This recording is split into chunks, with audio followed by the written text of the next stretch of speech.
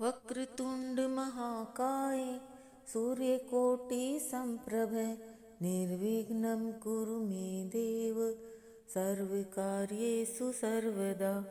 हरे कृष्णा दोस्तों, पौष मास की कथा सुनने वाले सभी भक्तों का आज की कथा में हार्दिक स्वागत है। भगवान सूर्य नारायण की कृपा सदैव ही आप सभी पर और आपके समस्त परिवारजनों पर बनी रहे। आइए सबसे पहले करते हैं आदित्य हृदय स्तोत्र का पाठ। थक कर चिंता करते हुए श्री राम जी रणभूमि में खड़े थे। उतने में रावण भी युद्ध के लिए उनके सामने आ गया। यह देखकर अगस्त्य मुनि श्री रामचंद्र जी के पास गए और इस प्रकार बोले। सभी के हृदय में रमण करने वाले हे महाभाव, हे लंबी भुजाओं वाले राम, यह गोपनीय स्तोत्र सुनो। इस स्तोत्र के जप से तुम अवश्य ही शत्रुओं पर विजय पाओगे।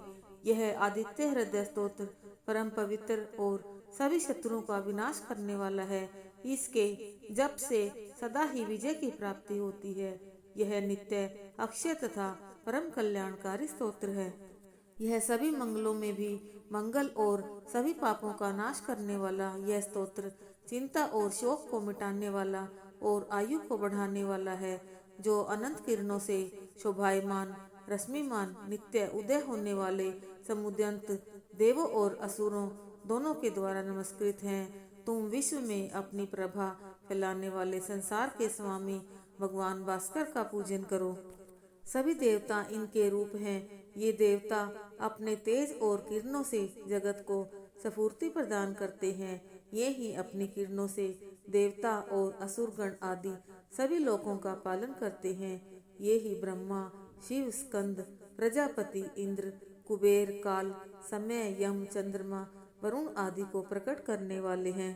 ये पितरों, वसु, साध्य, अश्विनी कुमारों, मरुदगण, मनु, वायु, अग्नि, प्रजा, प्राण और ऋतुओं को जन्म देने वाले प्रभा के पुंज हैं। इनके नाम आदित्य, सविता, सूर्य, खग, उषा, गभस्तिमान, सुवर्ण सदृश, भानु, हिरण्ययेता, दिवाकर और हरिदश्व और सहस्त्रार्ची, सप्तसप्ती, मरीचिमान, तिमिरोमंथन, शंभु, त्वष्टा, मार्तंडक, अंशुमान, हिरण्यगर्भ, शिशिर, तपन, भास्कर, रवि, अग्निगर्भ, अदितिपुत्र, शंख, शिशिरानाशन और व्योमनाथ, तमभेदी, ऋग, यजु और सामवेद के पारगामी, धन वृष्टि, अपाम मित्र, विंध्य विधि, पलवंग, आतपी, मंडली,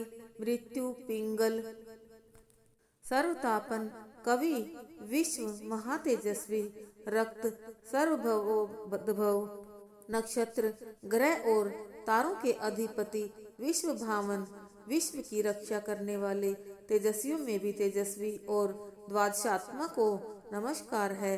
पूर्व गिरि उदयाचल तथा पश्चिम गिरि अस्ताचल के रूप में आपको नमस्कार है। ज्योतिर्गणों के स्वामी तथा दिन के अधिपति को नमस्कार है।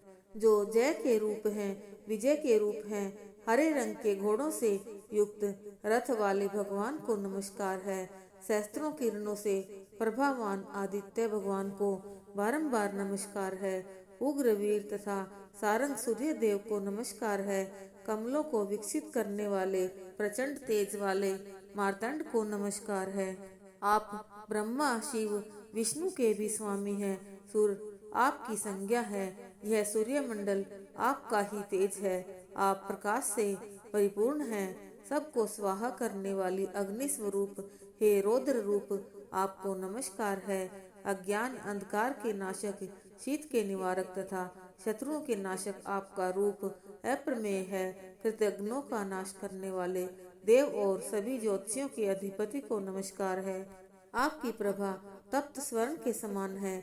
आप ही हरि, अज्ञान को हरने वाले, विश्वकर्मा, संसार की रचना करने वाले, तम, अंधेरे के नाशक, प्रकाश रूप और जगत के साक्षी आपको नमस्कार है। हे रघुनंदन, भगवान सूर्य देव ही सभी भूतों का संहार, रचना और पालन करते हैं। यही देव अपनी रश्मि किरणों से तप, गर्मी और वर्षा हैं। यही देव सभी भूतों में अंतर्स्थित होकर उनके सो जाने पर भी जागते रहते हैं। यही अग्निहोत्री कहलाते हैं और अग्निहोत्री पुरुषों को मिलने वाले फल हैं। ये ही वेद, यज्ञ और यज्ञ से मिलने वाले फल हैं। यह देव संपूर्ण लोकों की क्रियाओं का फल देने वाले हैं। हे राघव, विपत्ति में, कष्ट में, कठिन मार्ग में और किसी भय के समय जो भी सूर्य देव का कीर्तन करता है उसे दुख नहीं सहना पड़ता। तुम एकाग्रचित होकर इन जगतपति देवाधिदेव का पूजन करो। इसका 3 बार जप करने से तुम अवश्य ही युद्ध में विजय पाओगे। हे महाभाव, इसी क्षण तुम रावण का वध कर सकोगे। इस प्रकार मुनि अगस्त्य जिस प्रकार आए थे उसी प्रकार लौट गए। तब इस प्रकार अगस्त्य मुनि का उपदेश सुनकर महातेजस्वी राम जी का शोक दूर हो गया। प्रसन्न और प्रयत्नशील होकर, परम हर्षित और शुद्ध चित्त होकर उन्होंने भगवान सूर्य की ओर देखते हुए 3 बार आदित्य हृदय स्तोत्र का 3 बार जप किया। तत्पश्चात राम जी ने धनुष उठाकर युद्ध के लिए आए हुए रावण को देखा और उत्साह से भरकर सभी यत्नों से रावण के निश्चय किया। तब देवताओं के मध्य में खड़े हुए सूर्य देव ने प्रसन्न होकर श्री राम की ओर देखकर निशाच राज राक्षस के राजा के विनाश का समय निकट जानकर प्रसन्नता पूर्वक कहा, अब जल्दी करो। आइए अब सुनते हैं भगवान सूर्य की कथा। राक्षस राज रावण के ससुर यानी मंदोदरी के पिता मैदानव भी भगवान सूर्य के उपासक थे। मैदानव की तपस्या से प्रसन्न होकर सूर्य देव ने उसे काल गणना का विद्वान होने का वरदान दिया था। सतयुग के अंतिम चरण में मैदानव ने भगवान सूर्य की आराधना की। मैं उनसे कोई शक्ति प्राप्त नहीं करना चाहता था, वो सिर्फ उनसे काल गणना और ज्योतिष के रहस्यों का जानना चाहता था। उसकी तपस्या से प्रसन्न होकर भगवान सूर्य ने उसकी इच्छा पूरी की, लेकिन सूर्य कहीं ठहर भी नहीं सकते थे, सो उन्होंने अपने शरीर से एक और पुरुष की उत्पत्ति की और उसे आदेश दिया कि वो मैदानव को काल गणना और ज्योतिष के सारे रहस्यों को समझाए। सूर्य के प्रतिरूप से मिली शिक्षा के बाद मैदानव ने खुद भी ज्योतिष और वास्तु के कई सिद्धांत दिए जो आज भी कारगर हैं। सूर्य के प्रति पुरुष और मयासुर के बीच की बातचीत को ही सूर्य सिद्धांत का नाम दिया गया। धर्म ग्रंथों के अनुसार हनुमान जी भगवान शिव के अवतार थे। इनके पिता का नाम केसरी व माता का नाम अंजनी था। हनुमान जी ने सूर्य देव से ही वेदों एवं शास्त्रों की विद्या ग्रहण की थी। सूर्य देव द्वारा दी गई शिक्षा से ही हनुमान ज्ञानी व भगवान श्री राम के परम भक्त हुए। स्वयं भगवान श्री राम भी सूर्य देव की उपासना करते थे। श्री राम का जन्म भी सूर्य वंश में हुआ था। धर्म ग्रंथों के अनुसार सूर्य वंश की स्थापना महाराज इक्ष्वाकु ने की थी।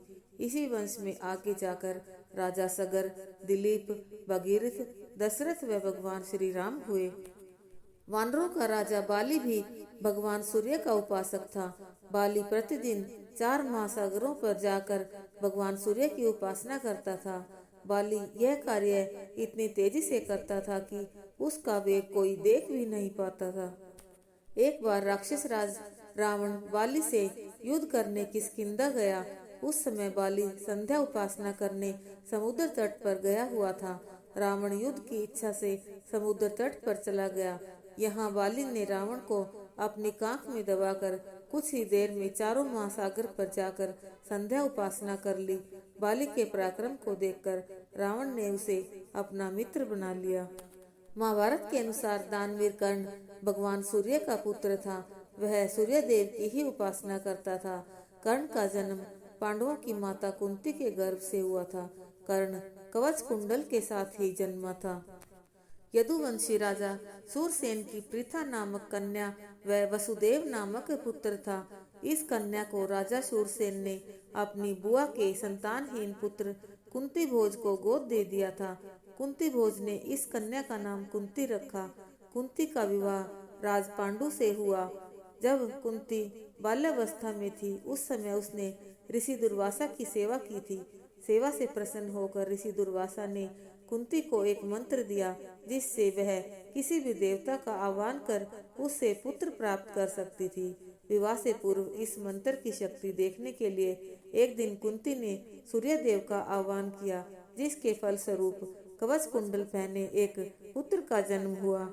लोकलाज से भय से कुंती ने उस पुत्र को नदी में बहा दिया। वह पुत्र आगे जाकर दानवीर कर्ण के रूप में प्रसिद्ध हुआ। वराहमिहिर महान ज्योतिषी व खगोल शास्त्री थे। इनका जन्म सन 499 में एक ब्राह्मण परिवार में हुआ था। वह परिवार उज्जैन के निकट कपित्थ, वर्तमान में कायथा नामक गांव का निवासी था। इनके पिता तथा ये स्वयं भी भगवान सूर्य के उपासक थे। वराहमिहिर उज्जैन के राजा विक्रमादित्य के नवरत्नों में से एक थे। वराहमिहिर ने सुदूर देशों की यात्राएं की तथा अनेक सिद्धांत दिए।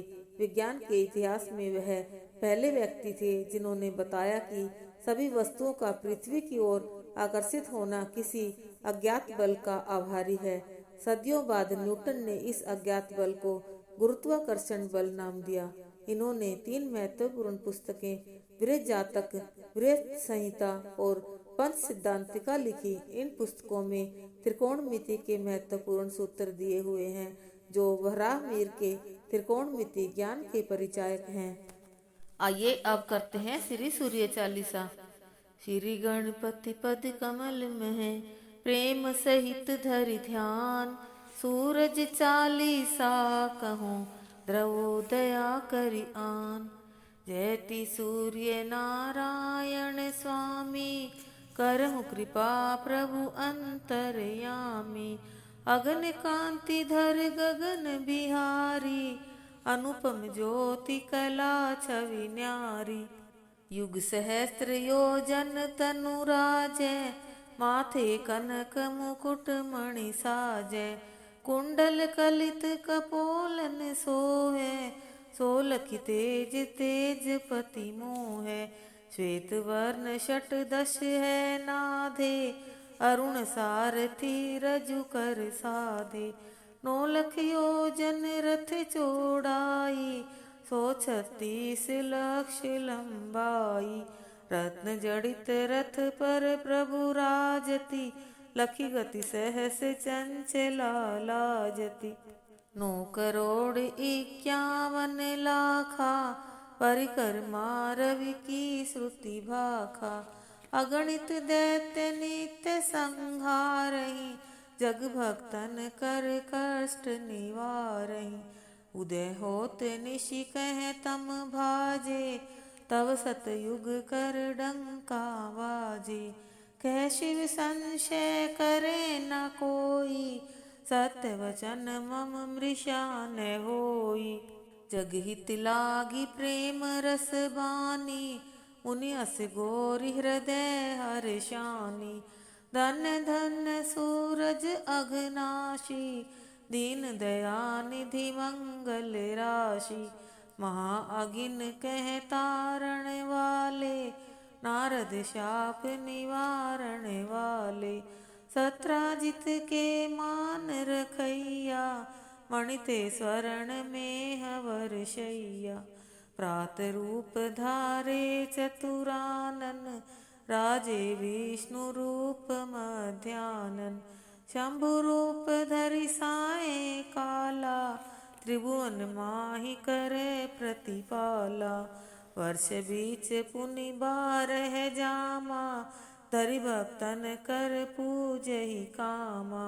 छठ ऋतु दिन तिथि वर्ष महीना, पलक मुहूर्त तुम्हें आधीना।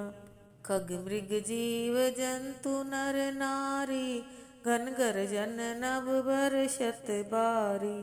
वृक्ष लतादिक प्रभु तव जानत, फूलत फरत झरत पुनि जामत। चंद्रादिक नव ग्रह नभ तारे, ये सब तुम रही नाथ सहारे। धन्य सूर्य नारायण स्वामी, दिव्य दृष्टि दे अंतरयामी। करम वेगी अब पूर्ण आशा, होई हृदय मन ज्ञान प्रकाशा। जो यह चरित सूर्य को गावे, सब सुख भोग परम पद पावे। नमत राम सुंदर प्रभु दासा, लग परियाग आश्रम दुर्वासा। रवि चालीसा प्रेम युत पाठ करे धरि ध्यान, सुख संपत्ति आयु बढ़े होई सदा कल्याण। आइए अब करते हैं सूर्यदेव की आरती। जय कश्यप नंदन स्वामी जय अदिति नंदन, त्रिभुवन तिमिर निकंदन भक्त हृदय वंदन। ओम जय कश्यप नंदन। सप्त अश्वरथ राजित एक चक्रधारी, स्वामी एक चक्रधारी। दुखहारी सुखकारी मानस मलहारी। ओम जय कश्यप नंदन। सुर मुनि भूसुर वंदित विमल विभवशाली, स्वामी विमल विभवशाली। अग दल दलन दिवाकर दिव्य किरण माली। ओम जय कश्यप नंदन। सकल सुकर्म प्रसविता सविता शुभकारी, स्वामी सविता शुभकारी। विश्व विमोचन मोचन भवभंजन भारी। ओम जय कश्यप नंदन। कमल समूह विकासक नाशक त्रैतापा, स्वामी नाशक त्रैतापा। सेवत सहज हरत अति मन सिज संतापा। ओम जय कश्यप नंदन। नेत्र व्याधि हर सुरवर भूपीड़ा हारी, स्वामी भूपीड़ा हारी। दृष्टि विमोचन संतन परहित व्रत धारी। ओम जय कश्यप नंदन। सूर्य देव करुणा कर अब करुणा कीजे, स्वामी अब करुणा कीजे। हर अज्ञान मोह कर तत्व ज्ञान दीजे। ओम जय कश्यप नंदन। ओम जय कश्यप नंदन स्वामी जय अदिति नंदन। त्रिभुवन तिमिर निकंदन भक्त हृदय वंदन। ओम जय कश्यप नंदन। बोले सूर्यदेव भगवान की जय।